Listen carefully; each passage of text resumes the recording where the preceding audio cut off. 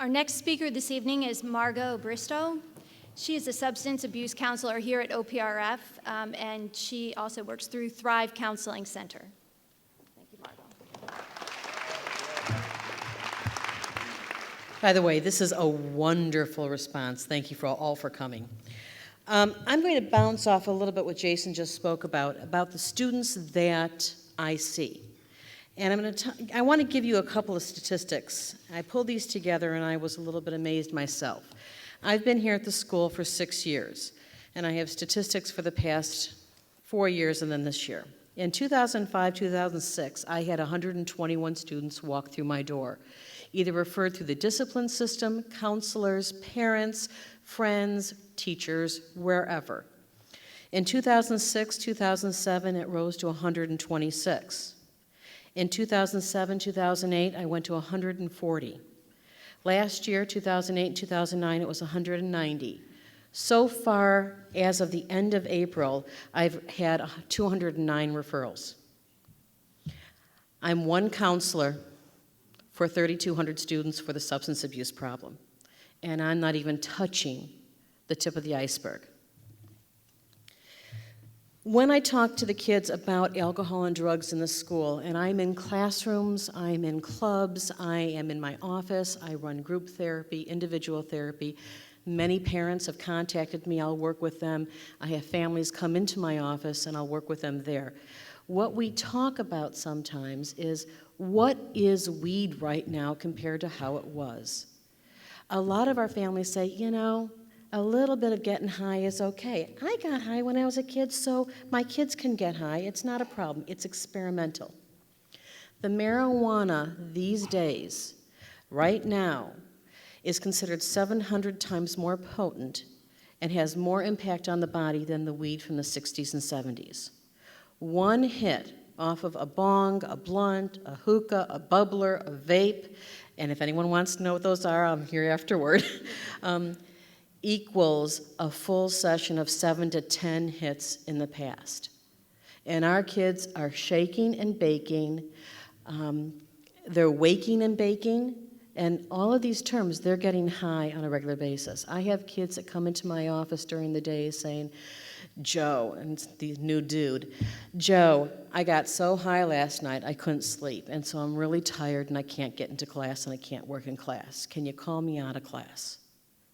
And I'll say no, I'll send them back to their class or I'll send them to the nurse, but I know that their partying the night before has completely wiped out any productive time that they have in class the next day.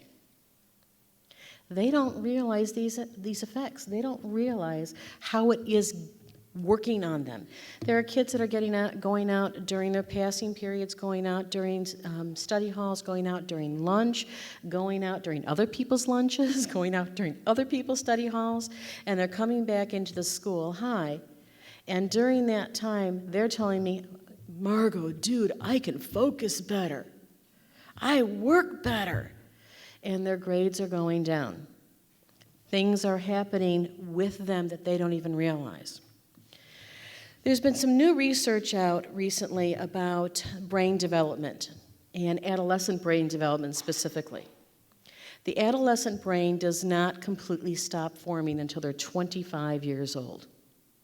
Any substance that is put into that brain, whether it be alcohol, marijuana, acid, mushrooms, ecstasy, pills, the new K2, spice powder, whatever they're using, stops the brain from pruning and progressing. It really, what's happening is it's preventing learning. It's preventing storage of memory. It causes a drug-dependent amnesia for them.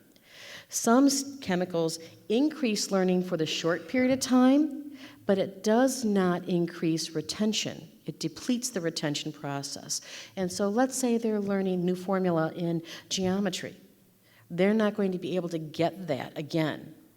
And that area of the brain where it was stored is now closed off, locked and sealed, and the key was thrown away.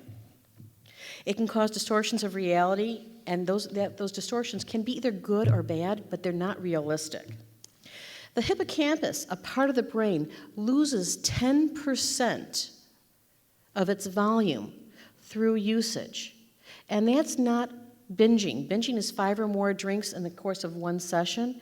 This is just any kind of usage in this period of time, from any time up until 25 years old. They can't have the executive functioning. What that means is that they can't problem solve. They're not able to look at goal setting. They're not able to think about what's going on in the future.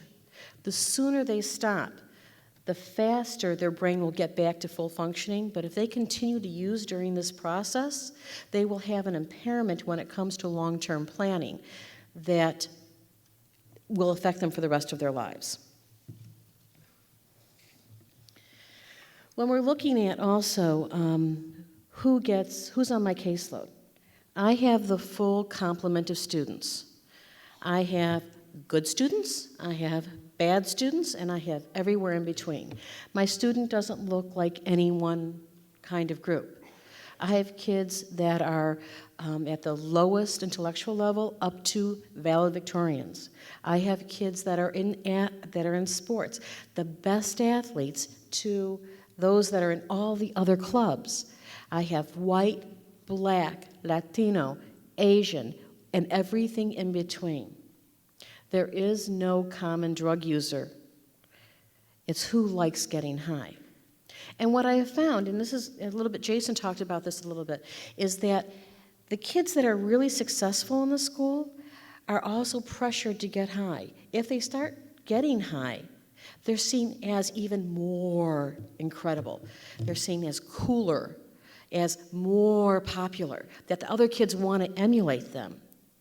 And so once they get into that group, it's very, very difficult to break out. I had a young man in group today who had 6 months of clean time, and today he looked at me and said, "You know, prom did it to me, Margo. We went away for the weekend afterward. We went to so-and-so's lake house, and, you know, the party was going on, and everyone else had alcohol, and there was some prime dro there," which is marijuana, by the way, prime dro there, and I just had to taste it. And then he said to me, "I'm going to keep on using. I can use every weekend. It's not interfering with school." And so the rationalization is coming back up. I have a lot of kids that achieve sobriety and achieve abstinence in school, but out of every kid that achieves abstinence, I have about 15 kids that are struggling with it. Now, you're going to hear a story from one of our young ladies tonight, and she is an incredible success story. She struggled with it the whole time she was here, and it was probably the most difficult process for her. But there is help out there for the kids, but we have to start everywhere. That lake house should never have been open for those kids. Sorry about this, parents.